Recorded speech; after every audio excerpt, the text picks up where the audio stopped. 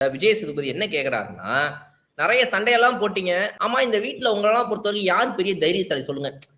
ரொம்ப நக்கலா சண்டை போட்டா தைரியம் நெனச்சுட்டு இருக்கீங்களாடான்ற அந்த பாயிண்டோட எக்ஸ்டென்ஷனா இந்த கேள்விய கேட்கிறாரு. அது புரிஞ்சுக்க கூட முடியாத ஒரு 17 பேர் இந்த வீட்டுக்குள்ள உட்கார்ந்திருக்கானுங்கன்றத நினைக்கும்போது தான் எனக்கு நெஞ்சு வலிக்குது. அவன்லாம் ஒவ்வொருத்தரும் எந்திரிச்சு, "சார் நான் வந்து கமருதீன தைரியசாலின்னு சொல்றேன் சார்." அப்ப அந்த சொன்னப்ப கூட வினோத் தேவர் என்ன சொல்றாரு? "ஓ அப்படியா?" மத்தவங்களும் கேனப்பேக மாதிரி பதில் சொல்லுவாங்கன்றது விஜய் சேதுபதிக்கு அப்ப தெரியாது.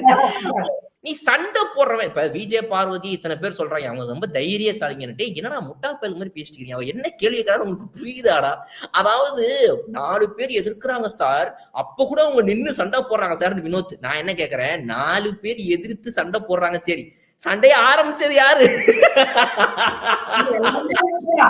அததான் கனியக்கா சொன்னாங்க. இவங்க வந்து சில டைம்ல நியாயத்துக்காக பேசுறாங்க.